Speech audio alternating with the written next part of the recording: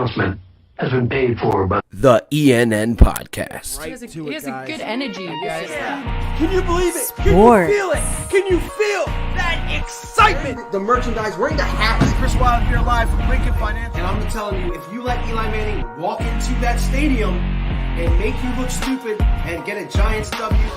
Music. Wow. Whoa. And more. What's his next book going to be called? Spineless? Mike.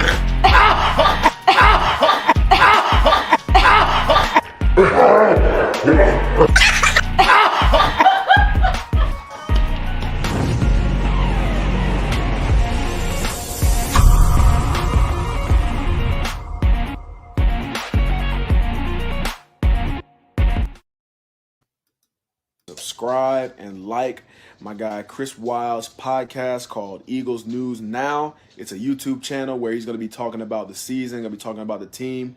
Hope that you guys are going to reach out and support my guy. So Fly Eagles Fly, looking forward to this season whenever it gets started.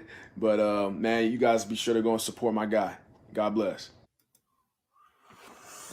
Bite my lip and close my eyes. Take me away to paradise. In the words of Green Day, I hope that today is a green day. That's Eagles green and Packers green, because it has come down to this. Who would have thought this at 2-5? Who would have thought this after the Eagles got destroyed by the Las Vegas Raiders? And I went absolutely nuts, almost threw all my Eagles shit away. Who would have thought that we would be in the position to go to the playoffs? There are some out there that still had faith at that 2-5, but not many. And I am not ashamed to say that, look, I was not looking at the end of this season positively, even with the Eagles playing such stiffs like the New York Giants and the Washington football team, the New York Jets. What I saw on the field in Las Vegas, I just did not think that the Eagles were going to be able to get it fixed. And I wasn't even sure if their head coach was going to be around. I didn't know if Nick Sirianni was going to be this one and done type of coach. I mean, who would have thought in the beginning of the year that Urban Meyer would be fired and Nick Sirianni would have his team at 9 wins, guaranteed winning record. Hats off to the Philadelphia Eagles. And yes, it comes down to tonight. For tonight only, I say go Pack, go. For tonight only, I'm wearing that cheese head, that cheese helmet. I don't have one, no. What is up, everybody? What a name, big play, Slay. We need the Packers to win. Go Pack, go. Only for today, absolutely. My man, King Rodney McLeod came up huge today. And look, I am completely psyched for Rodney McLeod, a guy that I'm reading Zach Connor's comment here. But a guy that had a horrible injury last year, came back later or a little bit later this year, fought. This dude's been a warrior. He's been a leader. And to have that interception in the end zone today to end that horrible game, and we will get to that. Big ups to Rodney McLeod. I'm absolutely thrilled for him. Zach says, Packers, I barely know her. Playoffs and 3 first-round draft picks. That's right. Don't forget about those. We did get our cake and are eating it too. Now, listen, before we get to actually, let me go to this one real quick. I remember being here when we lost the Raiders. All we could talk about was the draft picks, but we're here now. Yes, laughing my ass off. This team becomes more incredible every week. It has been an absolute fun ride so far, guys. This has been fun. But let's not celebrate too much already, because this is the NFL, and this year anything can happen, right? I mean, the Jets almost beat the Tampa Bay Buccaneers today. Today was a day that saw Antonio Brown take off his jersey, take off his uniform, and just fucking leave on national TV and quit his job as an NFL football player. Anything can happen, guys. So, yes, the Minnesota Vikings are 13-point underdogs going into Lambeau Field tonight to play the Packers. They're without their starting quarterback, Kirk Cousins, due to COVID protocols. They are playing Sean Mannion. I mean, who knows what a Sean Mannion is? But who knew what a Mike White was earlier this year? Remember that. But anything can happen, guys. We are Eagle fans, so I'm on the side of caution. If you checked out my live video from earlier this morning, the preview, I had an uneasy feeling about this day. I had an uneasy feeling about this Washington football team game. And I got to be honest with you, as happy as I am that the Eagles got their foot in the door of the playoffs, I do feel like we can't gloss over the fact that this should not have been the 20-16 game against the Washington football team. For a team like the Eagles wanting to go into the playoffs. Now, I know the stats say a team that gets blown out like the Washington football team did by Dallas last week, they usually come in and win the next week or play a little bit better. But it was just to the point where the Eagles, the slow starts, the not being able to put up points, the defense in that first half looked like they were still asleep. It was like compared to the second half, it was insane. This defense lets these average quarterbacks like the Washington football team's quarterback look like he's elite. It was just Taylor Heineke. He looked like an elite quarterback for that first half against the Philadelphia Eagles. The Eagles beat up on bad quarterbacks. They make good quarterbacks look legendary, and they make average quarterbacks look elite. At least that's how it's been so far. And yes, King Raj, way too close for comfort. It shouldn't have been that close. I mean, this is a Washington football team that was without their biggest playmaker in Antonio Gibson. Like I said, Taylor Heineke is nothing special. This dude's a backup quarterback at best. Montez Sweat, prayers to him, lost his brother. His brother got murdered. He did not play. That defense has just been ravaged with injuries. They were missing their second best corner. It should not have been this close, especially in an environment like Washington. Shout out to the 4th and John guys who went to the game, as well as most of the stadium was Eagle fans, as you could hear at the end of the game when they really started getting ramped up. And it should, excuse me, it should not have been that close. Watching it, again, it was uneasy, and it was a feeling like, man, these guys are going to blow this. They are going to blow this game to this team, this just ravaged Washington football team. But they ended up pulling it off. Jalen Hurts. Numbers statistically, nothing crazy, nothing to write home about. But he, again, and you hear Nick Sirianni afterwards in the press conference say, Jalen's hurting with the ankle, but he said to me in that game, call whatever you got to call and we'll make it work. And that's leadership, man.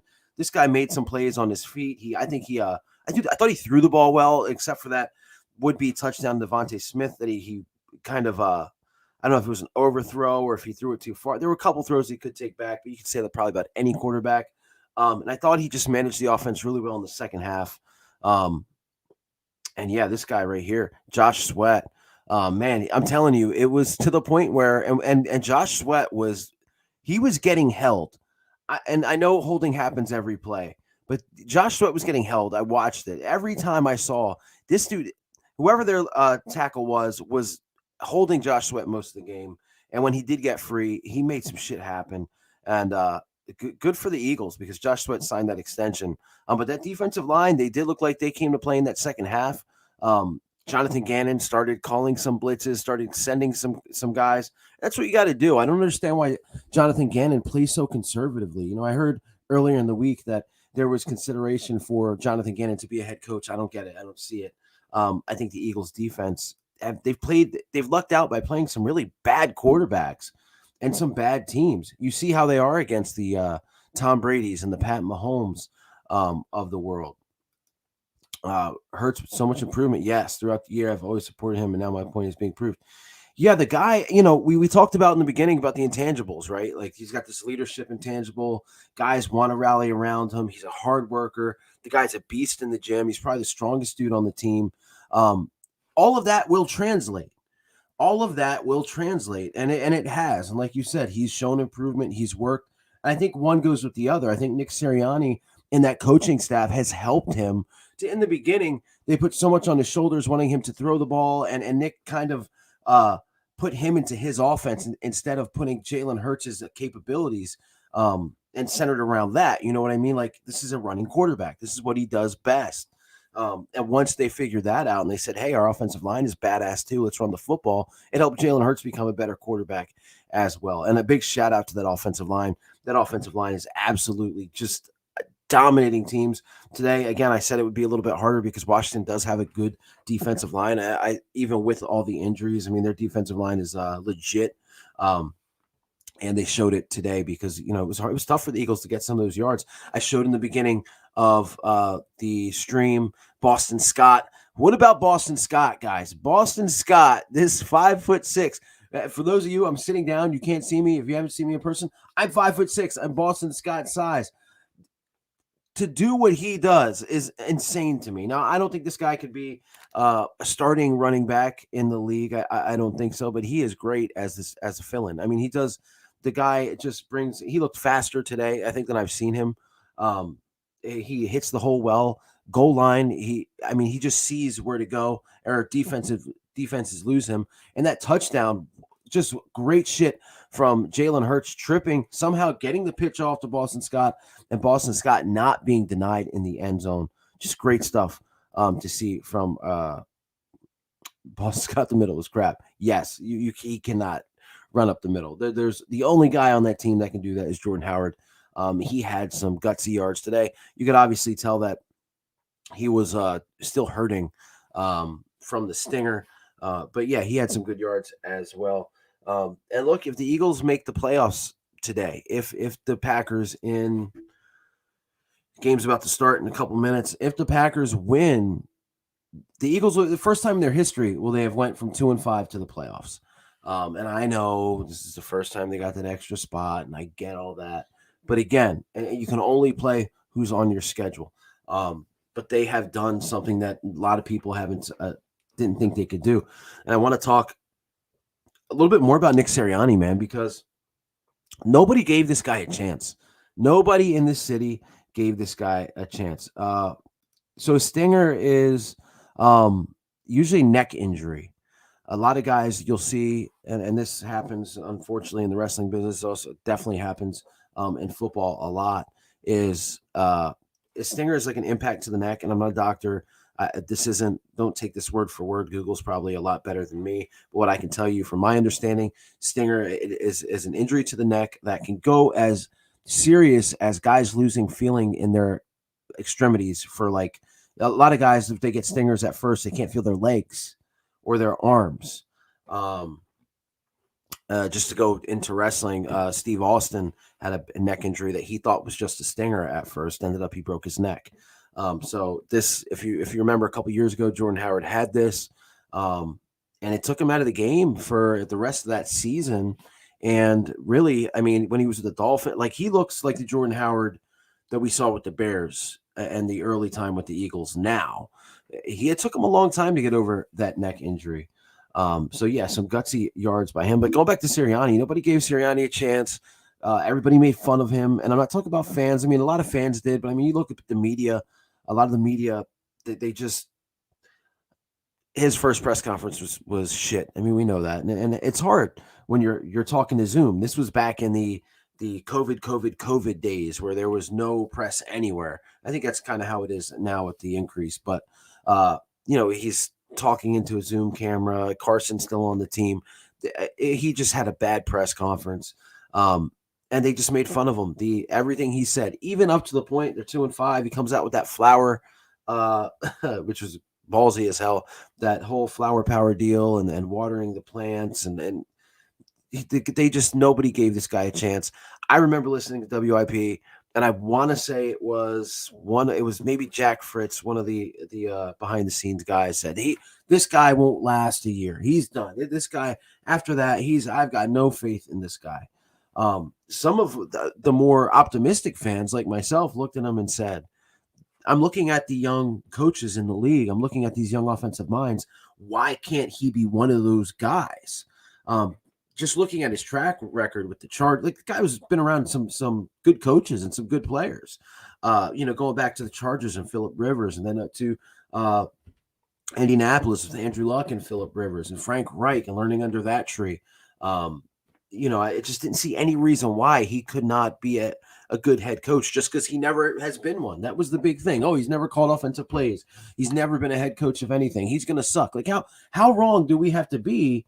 Or how wrong does the media have to be for a hot take? They did it with Andy Reid. They did it with Doug Peterson. Charlie Manuel with the Phillies got made fun of because of the way he talked and that he was never going to win a championship. And we just do this over and over. We don't give these guys a chance. And that's kind of why, as Philadelphia fans, and it comes back to the fans, it's really the media, I believe. That's why we get a bad rap. And I think Nick Sirianni has overcame that bad rap. Again, I get it. You're going to talk about who he's played and the bad teams and the backup quarterbacks and all this. And I understand that. But my thing is when you've got a 2-5 team, with guys like Jason Kelsey and Lane Johnson and the stuff you had to go through there too. Like you missed Lane Johnson for a bunch of games. Miles Sanders, your starting running backs, hurt again. He was hurt for 4 or 5 weeks during the season with an ankle. I mean, this guy's had to overcome stuff, but he kept this team together. He kept the team together. He kept them fighting to where this team, one thing, and again, you know, they've had some bad losses, man. The Dallas loss, the Vegas loss, obviously. But he, even after all that, somehow he kept the team together. And their wins, except for this one, I think every win they've had has been about a double-digit win. I mean, when they win, they kick ass. They humiliate these bad football teams. Now, and I can't agree with you anymore. Jeff Stoutland, man, this dude, they need to pay Jeff Stoutland anything that this man wants. He is, you know how we feel about Jim Johnson here, defensive coach. Probably the best defensive coach the Eagles have ever had, who passed away. Jeff Stoutland is the Jim Johnson of the offensive line. Jeff Stoutland is what he has done. When you got a guy that's played rugby, never played football in his life. Now, yes, this guy is a specimen, ninth wonder of the world type in Jordan Mailata.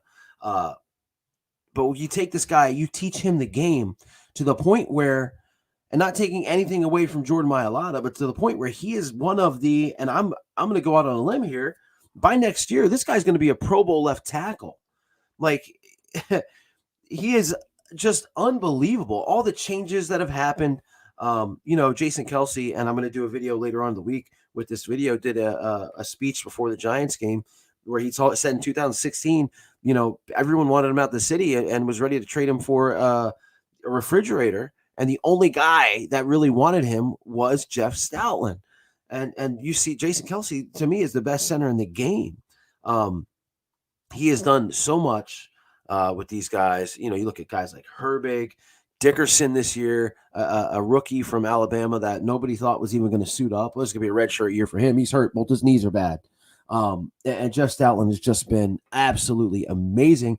And if they gave Coach of the Year to position coaches, yeah, he would have definitely won it last year. And this year, I mean, again, he's got this group of guys. Whoever goes in there, Sua Opeta, Nate Herbig, any of these guys, man, he's got them believing. He's got them believing that they are going to absolutely dominate the other team. Now, I wish we had a Jeff Stoutland as a defensive line coach. I wish we had a guy like that. Because our defensive line, I think they underperform even today. I think they give these bad quarterbacks too much time in there. As it is right now, the Philadelphia Eagles, if they do get into the playoffs, if everything works out how it should tonight with the Packers, the Philadelphia Eagles would face the LA Rams. They would go to LA. And I honestly, I'm not that scared of that matchup, even though Cooper Kupp is an absolute beast, and their defense is really good too. I don't know. I'm okay with that. I'm fine. I'm fine with that. But yeah, guys. So again, the title, if you're just joining, Go Pack Go. Guys, put on your whatever green you got, put on whatever gold you got, sit in front of that TV and cheer on the Packers like they're the Eagles. I hope it's a rout. I hope Aaron Rodgers does what Aaron Rodgers does against the Minnesota Vikings, and that's win. Again, it's going to be real tough for this Vikings team with a backup quarterback going into Lambeau Field. I mean, that would be such a huge story if they were able to win this game, and it would absolutely suck for the Eagles too. But with the Cowboys losing, now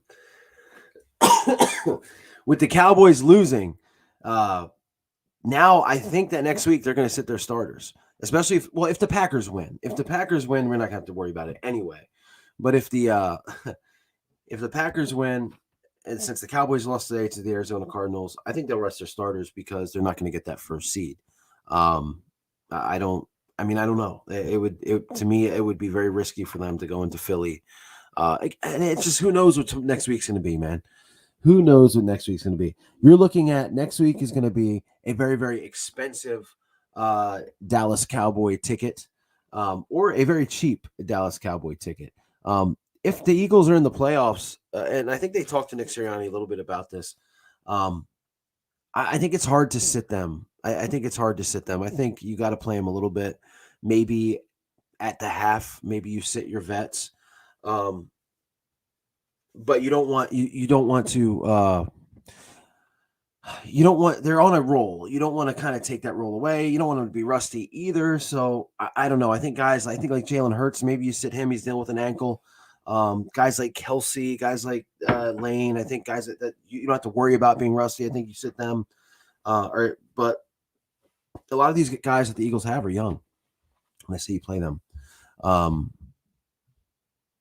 So and what I can't believe that's even a question right now. Who would have thought this at 2:05 that we would even be asking this question?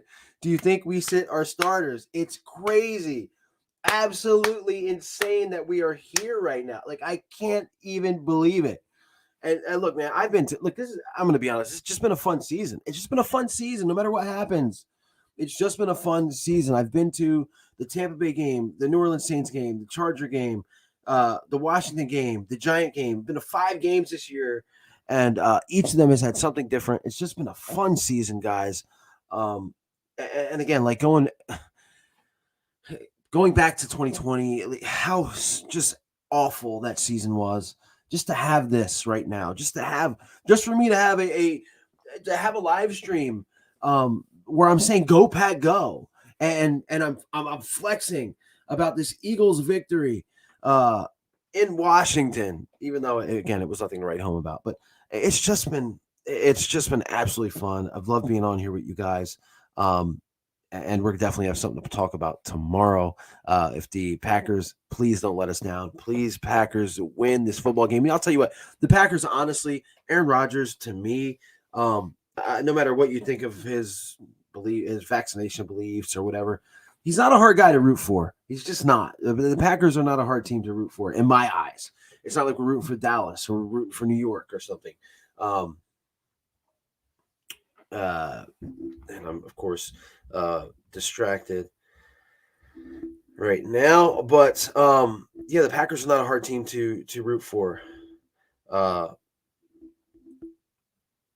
So that being said, guys, go Pack, go. Let's get it. Blow them out. Blow the Vikings out of the water. That way it can be an early night. I'm beat. I'm tired. My emotions have been through the roof. That's how it is for us as Eagle fans. So, like I said, I just hope this, and I'm wearing the Green Day shirt. It's symbolic.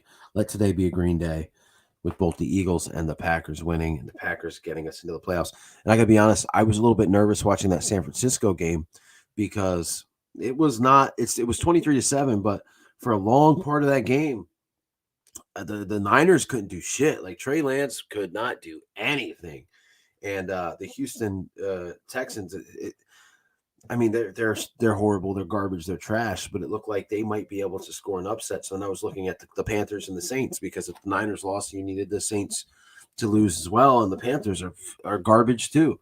You got these coaches, man. This Matt Rule, who everybody kind of put on this pedestal about, and that maybe he is a good coach. I don't know. He lost Christian McCaffrey, lost his quarterback. Well, Sam Darnold isn't really, they don't have a quarterback over there. But they're just bad and bad football teams. Makes me feel better about the Philadelphia Eagles, guys. And I'm about to get off here, shower, watch the game, get some food, put my kids to sleep. And look, this is something that's not football related, guys. I'm on the East Coast, and I'm in Delaware. Delaware. That's where I'm at right now. And it is 66 degrees outside, but there's 100% chance of snow tomorrow. I don't get it. There's 100% chance of snow. So you know what that means? The school districts have already canceled school for tomorrow. I don't understand. Like, I don't get this. Like, why? So now here I am now expecting a day where I don't have to worry about that. Happy New Year to you, King Raj, and to all the Eagle fans out there, and guys that aren't Eagle fans, guys that just come out here to chill and talk and bullshit and listen to me. Happy New Year to everybody. But definitely not a Happy New Year to these school districts in Delaware. They're canceling school when not one snowflake has dropped. I don't understand it. I don't get it. And maybe a lot of people say, well, when it's warm, the next day it's easier for snow to come down. I don't know. I'm not a meteorologist. They're all wrong all the time. Probably a job I should have gotten into would have been a lot easier than what I do. But yeah, just ruined my day already with this. Shame on you, school districts in Delaware. I hate to be one of these back in my day guys, but like we went to school, there was fucking 3 feet of snow on the ground. Like, the only time they canceled school was like you had to, like, the snow had to be above the doors, so you couldn't get in. Nowadays, it's not even a flake, and they've canceled school. But what isn't canceled as of right now, are the Eagles' playoff hopes, and that's because these Green Bay Packers are about to do the thing against the Minnesota Vikings. Knock on wood. That being said, guys, all my peeps out in Twitter, as we are streaming on Twitter and on YouTube, like, share, subscribe, retweet, do what you got to do. Let's get the word around about this little thing called that ENN podcast, as hopefully we got a couple good weeks ahead of us. And then there's also tons of content, music reviews, movie theater reviews, Soprano Bros with Zach the Ripper Connor, and a lot of stuff coming, trust me, as this holiday season has ended, and I will have some more time on my hands, finally. Thanks for watching, guys. I'm going to bring it to one of the heroes of today. I'm going to end this with Boston Scott as I started it. Everybody stay safe, stay healthy, go Birds, and I'll see you later. What's up, everybody? It's Boston Scott with the Philadelphia Eagles. Just asking you guys to go and subscribe and like my guy Chris Wild's podcast called Eagles News Now. It's a YouTube channel where he's going to be talking about the season, going to be talking about the team.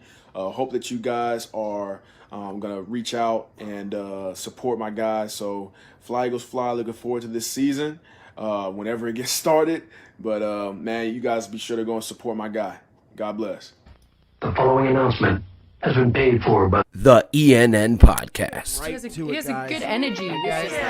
Can you believe it? Can Sports. you feel it? Can you feel that excitement? The merchandise, wearing the hats. Chris Wild here live from Lincoln Financial. And I'm telling you, if you let Eli Manning walk into that stadium and make you look stupid and get a Giants W. Music. Wow. Whoa. And more. What's his next book going to be called? Spineless? like